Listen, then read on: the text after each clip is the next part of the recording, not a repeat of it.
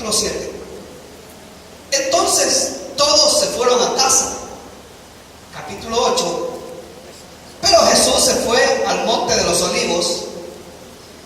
Al amanecer se presentó de nuevo en el templo.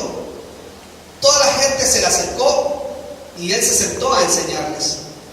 Los maestros de la ley y los fariseos llevaron entonces a una mujer sorprendida en adulterio, y poniéndola en medio del grupo le dijeron a Jesús: Maestro, a esta mujer se le ha sorprendido en el acto mismo de adulterio. Y la ley de Moisés nos ordenó apedrear a tales mujeres. ¿Tú qué dices? Con esta pregunta le estaban tendiendo una trampa para tener de qué acusarlo, pero Jesús se inclinó y con el dedo comenzó a escribir en el suelo. Y como ellos lo acosaban a preguntas, Jesús se incorporó y les dijo: aquel de ustedes que esté libre de pecado, que tire la primera piedra. E inclinándose de nuevo siguió escribiendo en el suelo. Al oír esto se fueron retirando uno tras otro, comenzando por los más viejos, hasta dejar a Jesús solo con la mujer, que aún seguía ahí. Entonces él se incorporó y le preguntó: mujer, ¿dónde están? Ya nadie te condena. Nadie, Señor. Tampoco yo te condeno. Ahora vete y no vuelvas a pecar. Amén. Pueden sentarse, hermanos, en esta hora. Gloria a Dios. Esta porción bíblica para nosotros es muy conocida, hermanos. Yo sé que en alguna ocasión usted la ha leído o ya ha escuchado hablar acerca de ella. Y de hecho nosotros mismos la utilizamos en muchas ocasiones, hermanos, para mostrar la misericordia del Señor Jesús, la bondad de Él, hermanos, con el alma pecadora. Pero antes de entrar, hermanos, al desarrollo de toda la historia, quiero darle por lo menos dos datos muy importantes acerca de estos versículos. Como usted ya sabrá, si usted, hermanos, acostumbra a venir todos los domingos, aleluya, ya sabrá, hermanos, de que la Biblia, la palabra de Dios, no fue o no siempre fue tal y como nosotros la tenemos en la actualidad. Nosotros tenemos el Nuevo y el Antiguo Testamento organizados perfectamente en un libro, hermanos, algunos hasta con pasta de piel y muy bonita. Pero la Biblia en un principio, hermanos, fue escrita en pergaminos y fue escrita a mano, ya que la imprenta no se inventó, hermanos, hasta siglos después con Gutenberg, que fue el que inventó los tipos de impresión. Y entonces, hermanos, todo se hacía de forma manuscrita y no era en papel tampoco, porque el papel no se había inventado todavía. Los materiales venían desde lo que era una planta, hermanos, que las hojas de una planta que se prensaban bien para escribir sobre ella, y posteriormente que se escribiría sobre piel de animales. El problema, hermanos, de estos materiales es que son degradables, y al ser degradables, hermanos, con el tiempo se corrompía y se destruía. Entonces, ¿qué era lo que pasaba, hermanos, con respecto a la palabra de Dios? Que, como usted lo sabe muy bien, comenzó a ser escrita allá por el año 1400 antes de Cristo. Imagínese usted un pergamino, un manuscrito, hermanos, de entonces a la fecha de hoy, estamos hablando de 3000 años aproximadamente. No era posible, hermanos, de que llegara hasta nuestros días. Entonces, ¿qué era lo que hacían los judíos, hermanos, los expertos judíos, los rabinos, hermanos, para que la palabra de Dios se permaneciera y no fuera destruida? Simplemente cuando veían que un pergamino por el uso mismo se estaba destruyendo, ellos hacían una copia. Esa copia era fiel del original, de tal forma, hermanos, de que ya cuando se estaba destruyendo un pergamino de utilizar una sinagoga quizás todos los sábados, ellos ya hacían una copia más, y así sucesivamente, de tal forma que usted tiene que saber que la Biblia, tal como la tenemos nosotros, no hay originales primeros, hermanos. No se ha encontrado un original de los que escribió Moisés, por ejemplo. No se ha encontrado, hermanos, un original que haya sido escrito por la mano de Isaías o Jeremías. Todos los que han llegado hasta nuestros días son copias de copias. Amén. No sé si me están siguiendo. Un poco de historia, hermano. Entonces, ¿qué es lo que pasa, hermanos? Que al haber copias de copias, con respecto a esta porción de la palabra de Dios que encontramos, hay una característica curiosa. El capítulo número 8 del Evangelio de Juan y el verso 53, que es un todo unido, cuando las copias que se han encontrado, las más antiguas, esta porción no aparece, hermano.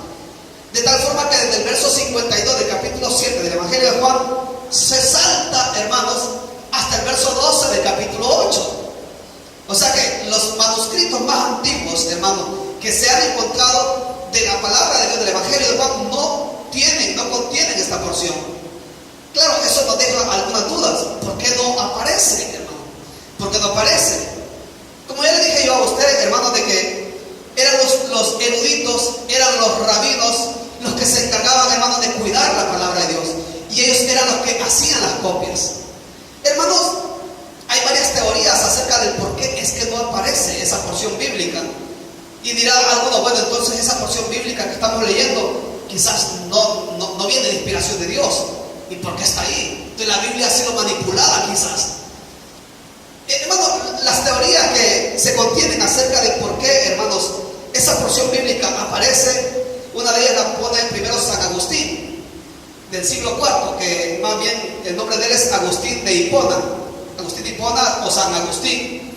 Y él habla, hermanos, acerca de que los eruditos, los rabinos del primer siglo, hermanos, al ver esta porción de la palabra en los escritos originales, les chocaba, hermanos, les chocaba. ¿Sabe por qué?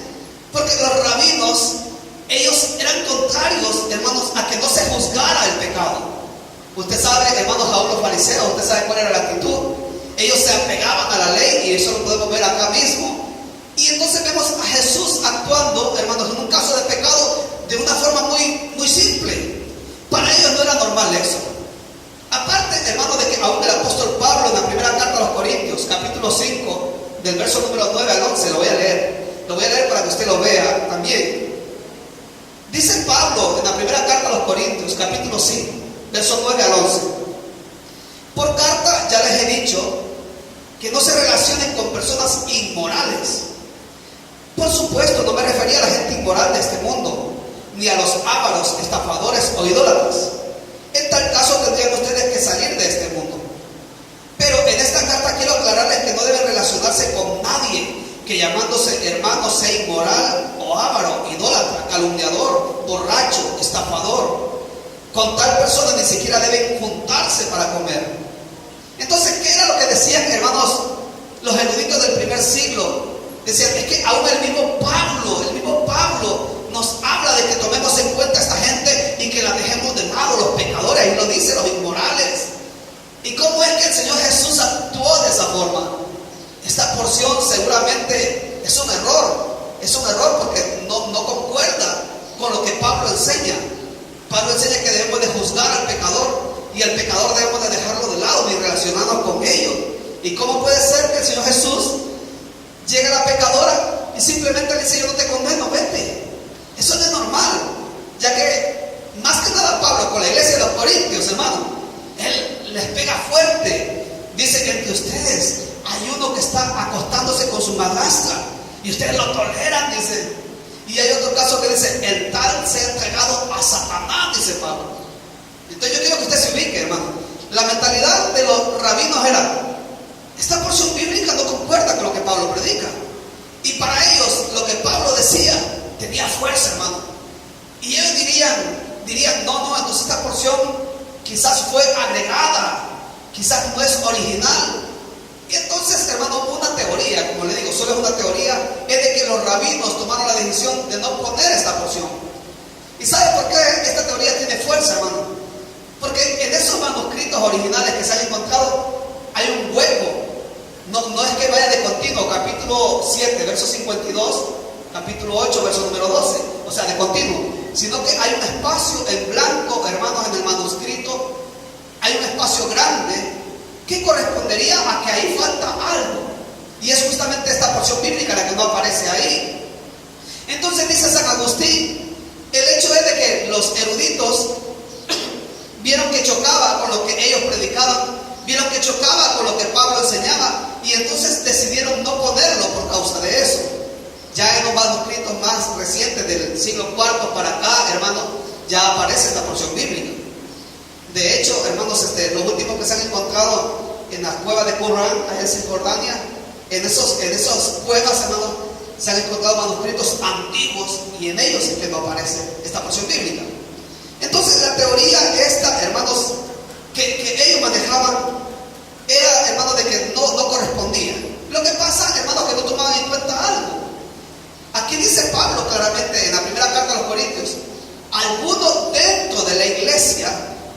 que sea inmoral, borracho, estafador, idólatra, a ese, dice, ni se junten con él.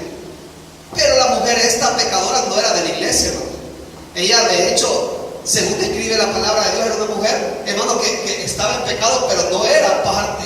Entonces Pablo dice claramente, yo no les estoy diciendo de la gente del mundo, yo les estoy diciendo de la gente de la iglesia, dice Pablo. Así que dentro de la congregación juzguen al pecador, y al pecador ignórenlo, déjenlo de lado, ni se junten con él, se le van a pegar las pulgas de él, peligroso. Eso es lo que está diciendo Pablo. Pero con el mundo, sean como Cristo fue con el mundo, tengan misericordia del pecador.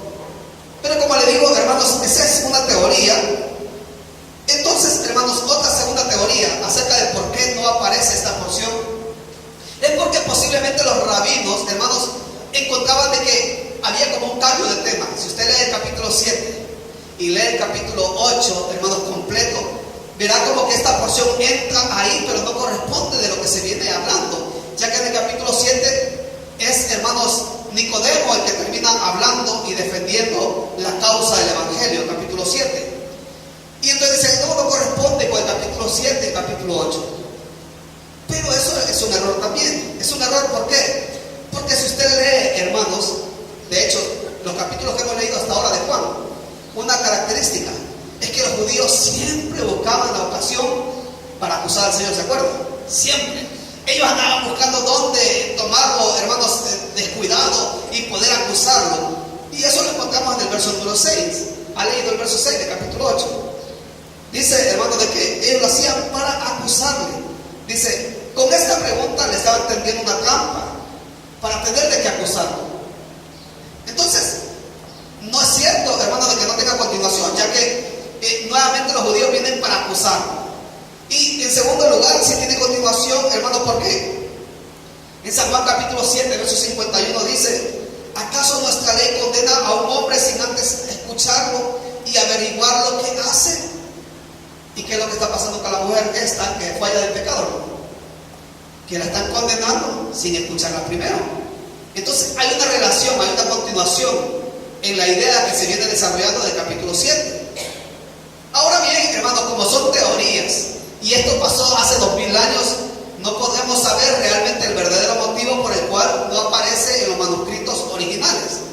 Pero sí hay una realidad, y lo dicen los primeros padres de la iglesia, y es, hermano, de que esta porción bíblica refleja muy bien la naturaleza de Dios. Amén. Refleja muy bien la misericordia de Cristo.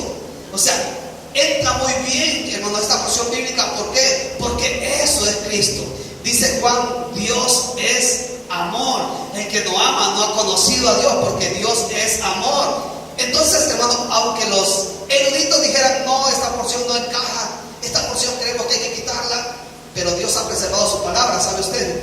Si nosotros la tenemos acá, es porque Dios se encarga de preservar su palabra. Y esta porción está para ser de bendición de nosotros. Amén. No sé si me han seguido. Ahora sí despierte que tiene a su lado. Ya después de dar toda esta historia, despierte. Otro segundo punto que quiero, hermanos, explicar antes de entrar en la porción bíblica es de que acá nos dice la palabra que él se inclinó a tierra y comenzó a escribir. Aquí venimos a otra teoría, hermano. ¿Qué era lo que escribía el Señor en la tierra? ¿Qué era lo que escribía? ¿Sabe que las únicas dos porciones bíblicas en las que aparece que Dios escribe con su dedo es el de caso de Moisés en el monte Sinaí, que escribió las tablas de la ley, y acá Jesús, que escribe en el suelo? Pero ¿qué es lo que escribía? Algunos dicen que él comenzó a escribir los pecados de la mujer ahí en tierra, reflejando con esto de que así como los escribía en tierra, con el paso del tiempo se borran y ya no se recuerdan más los pecados de ella. Si nos fuéramos por esa teoría de que él está escribiendo los pecados de alguien, hay una porción bíblica que respalda esa teoría. Quiero que lean conmigo, hermanos, en este momento, gloria a Dios. Permítanme un momento. El profeta Jeremías, capítulo 17 y el verso número 13. Jeremías 7 y verso 13. Cuando lo encuentren, dice amén. 7:13.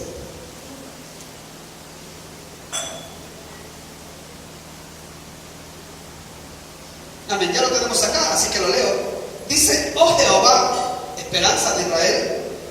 Todos los que te dejan serán avergonzados, y los que se apartan de ti serán inscritos en el polvo, porque dejaron a Jehová manantial de aguas vivas. Aquí Jeremías capítulo 7, verso 13, hermanos, está hablando de que todo aquel que se aleja de Dios, hermano, será escrito en el polvo. Y es justamente lo que Cristo estaba haciendo, hermano, en este caso. Él estaba escribiendo algo en el suelo. Jeremías 7:13 leído. Busquen en su Biblia si no. Amén. Bueno, no sé por qué no concuerda. Permítanme un segundito, hermanos, si ahora lo veo yo acá. A ver qué es lo que ha pasado. Permítanme un segundo. Jehová, todos los que se han apartado de ti, serán escritos sus nombres en el polvo. Si alguien lo encuentra, no lo corrige, hermano, me lo dice luego. Amén. Entonces, hermanos, es acá que se da el cumplimiento. Es acá donde se da cumplimiento a esta porción. Es acá donde el Señor está escribiendo en polvo, hermanos, posiblemente los nombres de ellos. Pero la pregunta es, ¿serán los pecados de ella, el nombre de ella, o también los de ellos? Porque dice aquí la palabra, todos los que se apartan de ti, todos los que se alejan de ti. O sea que si se trataba de escribir en el polvo, hermanos, ya sean los pecados o los nombres, ahí va ella, pero también iban ellos. ¿Por qué? Porque se habían apartado del Señor. Más bien ellos querían matar al Señor, imagínese usted. Así que los nombres de ellos tenían que estar también en ese lugar. Amén. Pero, verso 17. De capítulo 7. 17, Amén. no, capítulo 17. Y verso, amén. Entonces me faltó un mundo, hermano. Capítulo 17 y verso 13. Amén. Le dije verso capítulo 7, perdón. Amén. Está corregido ya. Gracias, hermano. Entonces, hermano, como le digo, son teorías, y al igual que la teoría anterior acerca de que ¿por qué no aparece esta porción bíblica en los manuscritos originales? También esta es una teoría. ¿Cómo podemos comprobar que escribió el Señor ahí? Dígame usted. ¿Habrá alguna forma? Si eso fue escrito hace 2000 años en la tierra, no habían cámaras fotográficas, hermano, que digamos que alguien hizo un selfie ahí y aparece lo que el Señor escribió. Así que nos quedamos con las teorías nada más, hermanos. Y ahora entramos ya a la porción bíblica que nos corresponde. Hermanos, lo que quiero que comencemos leyendo es el verso número 1 del capítulo número 8. Gloria a Dios.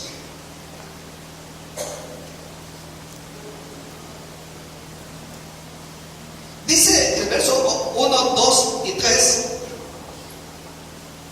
que es lo que quiero leer. Entonces Jesús se fue al monte de los olivos.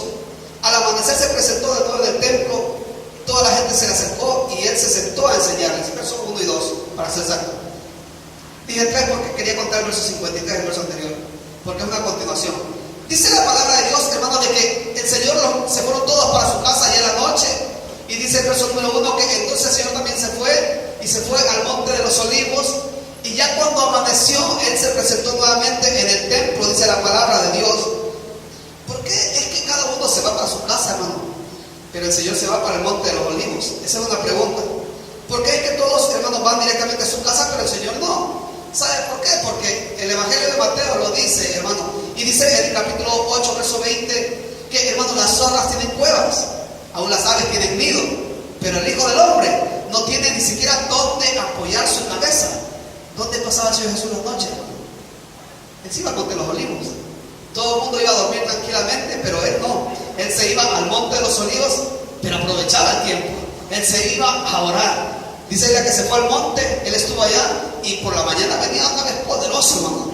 Por la mañana venía maravilloso, porque es lo que sucedió acá, la misericordia de él. Seguimos leyendo, hermanos, es el primer punto. Y dice la palabra de Dios que él se presentó en el templo y toda la gente se le acercó y él se sentó a enseñarles. Verso número 3. Los maestros de la ley y los fariseos llevaron entonces a una mujer sorprendida en adulterio, y poniéndola en medio del grupo le dijeron a Jesús: Maestro, a esta mujer se le ha sorprendido en el acto mismo de adulterio. Una pregunta que surge, hermanos: ¿cómo es que estos hombres la descubrieron en el acto mismo del adulterio?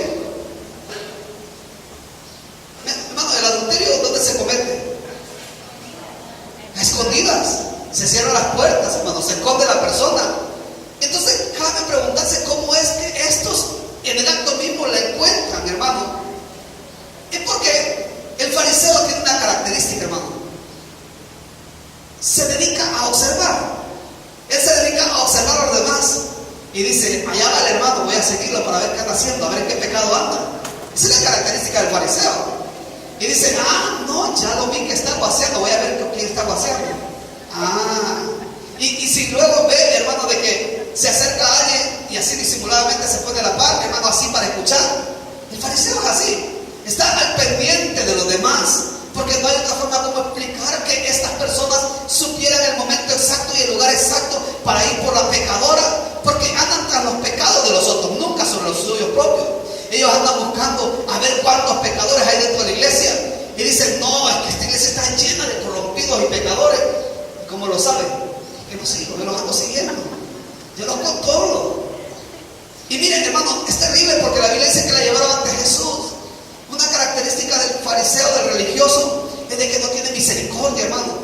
Usted imagínese cómo la habrán llevado. Si la encontraron en el acto mismo del adulterio, quizás hasta desnuda la llevaron, hermano. La arrastraron y la llevaron delante del Señor, porque ellos consideraban que era una pecadora vil la que estaba delante de ellos, y la llevan arrastrada delante del Señor. Quizás, hermanos, antes de llevarla delante del Señor, la arrastraron por todo el pueblo para que todos vieran que era una pecadora la que llevaban, y que vieran que ellos estaban juzgándola, que ellos realmente eran amantes de la palabra de Dios. Porque los religiosos son así, hermano, les gusta exhibirse. Esa es la característica. Seguimos leyendo, hermano. Verso número 5. En la ley Moisés nos ordenó apedrear a tales mujeres. ¿Tú qué dices? Con esta pregunta le estaban tendiendo una trampa para tener de qué acusarlo. Este es el centro, hermano, de toda la historia. ¿Por qué ellos hacían eso? ¿Sabe? La Biblia enseña de que el Señor Jesús no se fía de la gente, porque Él sabe cuáles son las verdaderas intenciones del corazón. Dice la ley nos enseña que estas personas hay que apedrearlas, pero dice la palabra, el verso 6, que eso lo hacían para tender una trampa al Señor. Entonces el verdadero objetivo de ellos no era que la palabra de Dios se cumpliera. El objetivo de ellos no era de que la ley se cumpliera. El objetivo era tenderle una trampa al Señor. Ese es el objetivo. Entonces, hermanos, por eso hacían todo lo que estaban haciendo. Había maldad en su corazón, porque, hermano, aquel que trama, aquel que hace cosas con doble sentido, eso está mal. Amén. Aquel que hace las cosas con doble intención, que no revela su verdadera identidad, ese está mal. Ellos estaban mal porque estaban haciendo las cosas no para agradar a Dios, sino para demostrar que estaban mal en Jesús. Amén. Y querían condenarle. Pero, hermanos, aquí hay un punto más que quiero avanzar. Dice la palabra que ellos dijeron, la ley nos manda a apedrear a este tipo de personas. ¿A qué porción bíblica se referían ellos?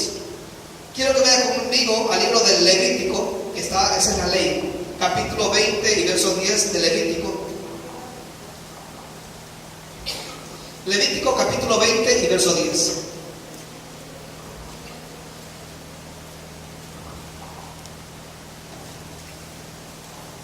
¿Lo tiene, hermano? Si no, ya está acá.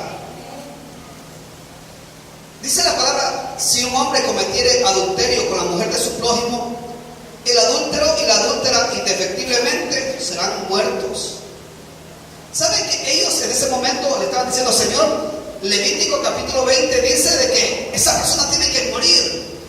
Pero ellos estaban cometiendo un error. ¿Saben por qué? Porque los seres humanos son así, hermano. Están preparados para juzgar, están preparados para hacer juicio. Pero el juicio del ser humano tiene en primer lugar la característica que es imparcial. No es un juicio que sea honesto, es imparcial. ¿Qué dice ese versículo? ¿Quién tenía que morir, hermano? Los dos. Pero ellos llevan a la mujer, hermano. ¿Saben que los religiosos, hermano, aún en la actualidad, se ceban contra la mujer? Van contra la mujer. Siempre van contra la mujer. El hombre sale bien parado en esto. Fíjense que si un hombre, hermano, tiene más de una mujer, no, es que es un macho ibérico. Hay que a saber cómo lo tratará la mujer, pobrecito de él. Ahora, si una mujer tiene más de un hombre, ¿qué es?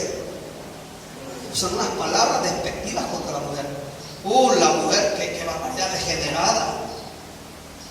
Porque así es el ser humano, hermanos, hace juicio parcial. La mujer no, el hombre no, es que él trabaja, es que él es así. Así eran los fariseos, así era esta gente, hermano. Hacían un juicio parcial.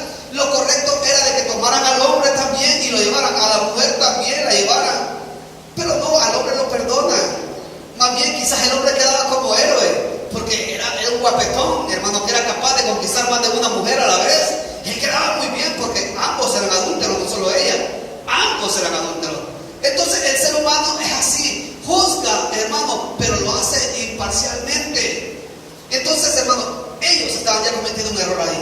porque tenían que juzgar, hermanos, sin importar. Lo más seguro es que aquella persona quizás era conocida de ellos y dijeron, no, a él perdonémosle la vida, pero a ella sí matémosla, porque ella es mujer. Entonces el ser humano es imparcial. En segundo lugar, hermanos, encontramos de que el ser humano tiene la característica de que, aparte de que es imparcial, juzga los pecados ajenos. Nunca se toma en cuenta a sí mismo su propio pecado. ¿Sabe por qué lo digo? Lea a partir del verso número 7, verso 7. Como ellos lo acusaban a preguntas, Jesús se incorporó y les dijo, verso 7, aquel de ustedes que esté libre de pecado, que tire la primera piedra. Es que el ser humano es así, hermano. Tira piedras hacia adelante, pero nunca las tira de regreso. Nunca, hermano. El ser humano le gusta juzgar, en primer lugar, de una forma imparcial. Y en segundo lugar, le gusta juzgar a los demás, pero a sí mismo nunca. Nunca se juzga a sí mismo. Y el Señor les, hermano, como conoce los corazones, les dice, vamos a ver, ya que quieren ser jueces, el juez tiene que ser íntegro. Amén. Lo primero, si alguien quiere juzgar, tiene que ser íntegro.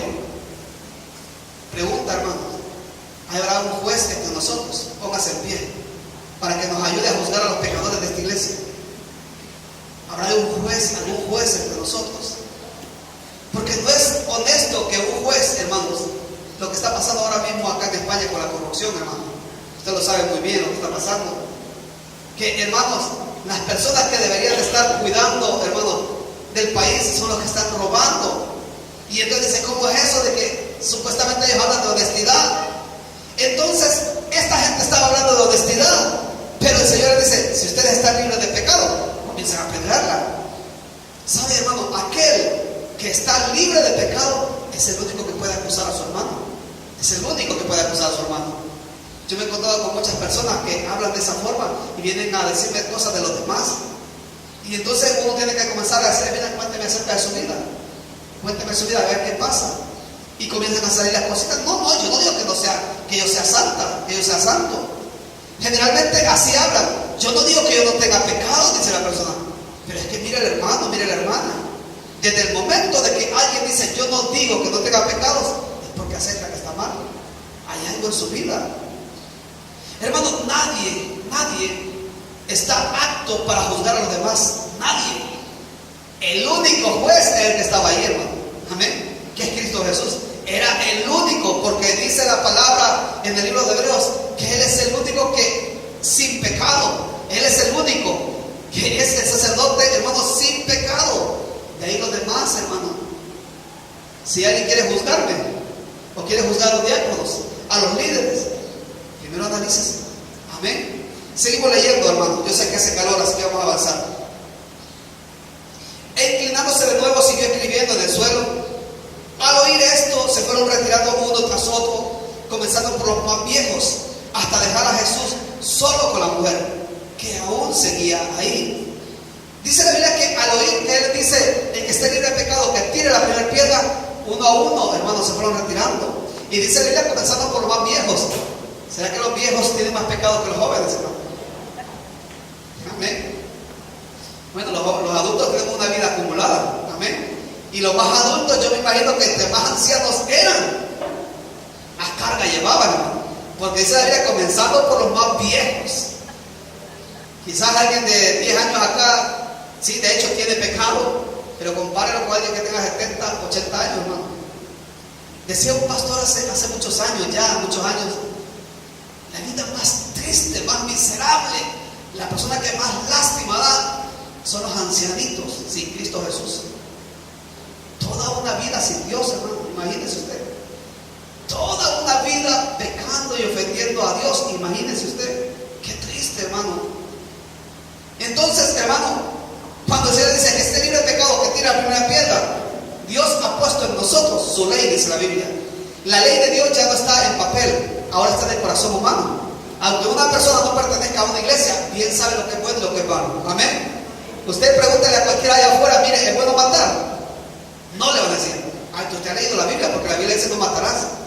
Aunque la persona no haya leído la Biblia, conoce la ley, porque Dios la ha puesto en su corazón. Y es bueno mentir, no le van a decir. ¿Y cómo lo sabe? ¿Ha leído la Biblia? No, pero la Biblia lo enseña. Dios ha puesto su ley en los corazones de los seres humanos. Y hermano, como ellos tenían la ley en su corazón, la conciencia comenzó poco a poco a acusarles. Y comenzaron a darse cuenta que ellos no eran aptos para juzgar a los demás. Y uno a uno se fueron retirando. Y dice la Biblia, hasta que quedó solo el Señor. Quedó solo con ella. Y es entonces cuando él levanta su cabeza y le pregunta: mujer, ¿dónde están? Dice Reina Valera: ¿dónde están los que te acusaban? Ya nadie te condena. Nadie te condena. Gloria a Dios. Y dice el último versículo, hermanos, para finalizar: nadie, Señor, tampoco yo te condeno. Le pregunta, hermano, ¿por qué el Señor Jesús actuó de esa forma? ¿Por qué de una forma tan ligera perdona a alguien? ¿Sabe por qué? Porque Dios lo único que pide es fe. ¿Cómo cree que estaba la mujer delante del Señor? ¿De pie? ¿Sentada? ¿Cómo cree que estaba delante del Señor? Estaba tirada en el suelo, hermano. ¿Sabe quiénes son los que alcanzan la misericordia de Dios? Aquellos que están tirados a los pies del Señor. Esos son los que alcanzan la misericordia. Aquel que llega delante del Señor y llega de pie: Señor, aquí estoy para que me perdones. Ese no va a alcanzar perdón. Los únicos que alcanzan la misericordia de Dios son aquellos que están hundidos en pecado y están ahí. Ella estaba arrastrada, hermano. Si la habían arrastrado por el pueblo, ella estaba ahí tirada, quizás hasta desnuda, y así estaba a los pies del Señor. Y esa mujer, en su condición, es la que el Señor perdonó. Aquel hermano que llega delante del Señor arrastrado y reconoce su pecado, ese es el Señor. El Señor: no te condeno. El mundo te condena, pero yo no. Mire, el diablo te condena, pero yo no, dice el Señor. Pero es necesario que lleguemos delante del Señor así, de rodillas, tirados en el suelo, si es posible, hermano. Así es como tenemos que llegar delante del Señor. Y Él perdona todo pecado, porque Él es el juez que puede hacerlo. Él es el único que puede juzgar el pecado del ser humano. Amén. Bueno, para finalizar, entonces la pregunta es, hermanos, ¿en dónde estamos nosotros? ¿Quién somos nosotros? ¿Será que estamos del lado, hermanos, de aquellos que estaban señalando? ¿O será que estamos del lado de la mujer? O sea, si nosotros tuviéramos que tomar protagonismo, hermano, ¿quién somos? Uy, no, yo una pecadora. No, hermano, ¿cómo va a creer? Yo no soy una pecadora. Pero ¿qué dice la Biblia, hermano? La ley les ha enseñado que aquel que se acuesta con alguien está adulterando. Pero yo les digo, dice el Señor, con solo que le miren y le deseen en su corazón, ya se acostaron con esa persona. Amén. ¿A cuánto vamos a aprender este día, hermanos? Con solo que mires a alguien y ya lo desees en tu corazón, ya te acostaste con él, dice el Señor, o con ella. Imagínense, hermanos, que hubiera unos cuantos religiosos por acá, hermanos, comienzan a buscar piedras, y no crean que piedritas, es que ella es grande. O al contrario, usted dice: no, mire, hermano, es que yo no soy fornicario, no soy adúltero, así que agarro piedra yo. Entonces, ¿de qué lado estás tú? ¿Sabes algo? Delante del Señor Jesús todos estamos desnudos. Delante de nuestro Dios todos estamos desnudos. Ahí nadie se salva. Ahí no hay puro ni santo, hermano. Usted puede decir: no, pero yo ayuno, pero yo leo la Biblia. Sí, hermano, pero yo no soy chismoso. Sí, pero yo no tengo los pecados de aquel, de aquella, de aquel otro. Desde el momento que estás señalando así, ya eres tú uno de ellos. Y automáticamente ese Señor te dice: estás libre de pecado. Tienes que reconocer que no lo estás. Entonces, aquel hermano que reconoce su pecado es el que alcanza misericordia. Reconoce que necesitas la bondad y la misericordia de Dios. Reconoce que es la única forma que pueda ser perdonado tu pecado. Quiero que oremos todos juntos, hermanos, cierren sus ojos. Vamos a orar al Señor. Esta porción bíblica, hermanos, es muy especial, como ya lo dije, porque refleja la naturaleza del Señor. El Señor es amor. Él es misericordia. Pero Él dijo lo siguiente: vete y no peques más. La regla es esa. La regla es esa. Si tú ya eres creyente, entonces la orden del Señor es: vete, pero no peques más. Aquí no se trata, hermanos, de que sí, que el Señor me ha perdonado, pero voy a seguir con la misma vida. Se aceptar por primera vez al Señor, diciéndole: Señor, al igual que aquella mujer, yo sé que hay pecado en mi vida. Y al igual que aquella mujer, yo sé, Señor, que me merezco morir apedreado, apedreada. Pero ahora estoy a tus pies, Señor, quiero orar por usted. Quiere decir, Señor, yo me rindo a tus pies. Perdona mi pecado. Perdona mi pecado, Señor, porque yo sé que eres un Dios de amor. Pero llegará el día que se cerrará la puerta. Y al igual que en la época de Noé, será demasiado tarde. ¿Por qué no aprovechas ahora el amor y la bondad del Señor? Alguien que quiera levantar su mano aceptando a Cristo Jesús por primera vez. O hermanos y hermanas que poco a poco han ido dejando entrar el pecado en su vida. Poco a poco el pecado ha ido llenando su corazón. Y a este momento sabe que al igual que los religiosos aquellos, solo eran fachada. Porque cuando el Espíritu Santo llegó a su corazón, se dieron cuenta que estaban llenos de pecado también. Si ahora Dios te ha hablado, hermano y hermana, reconcíliate con el Señor. Alguien que quiera levantar su mano para reconciliarse con el Señor, que quiera decirle, Señor, perdóname, porque me he quedado solamente con la religión, pero en verdad no soy honesto delante de ti, solo soy fachada. Alguien que quiera reconciliarse con el Señor, levante su mano y vamos a orar por usted, diciéndole, Señor, perdóname, porque yo me dedico a acusar a los demás, pero hasta hoy no he visto mi pecado en verdad. Perdóname por mi pecado, Señor. Habrá alguien que quiera reconciliarse con el Señor. Vamos a cantar esta alabanza todos con los ojos cerrados a tus pies, Señor. Y mientras la alabanza está sonando, cada uno evalúe su vida. Evalúese, porque eso lo ha venido. La palabra de Dios lo que hace es confrontar al ser humano con su pecado. Es lo que hace. Si ha sido confrontado o confrontada, aprovecha la oportunidad que te da el Señor.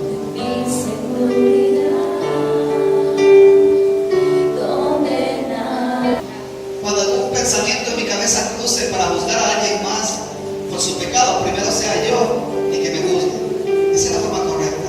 Señor, te doy gracias por tu palabra en esta hora. Gracias por hablarnos, por instruirnos en ella. Señor, te pido que vaya a impregnar tu corazón, Señor, y que nos ayude a ser mejores, oh Dios, en el sentido de no juzgar a los demás, sino juzgarnos a nosotros siempre, oh Dios, recordando que el más vil pecador podamos caer de rodillas a tus pies, Señor, clamando misericordia cada día, y que no estemos tranquilos, oh Dios, hasta que no alcancemos tu perdón, Señor. Gracias por tu palabra en esta hora. A ti la gloria. Amén, Señor.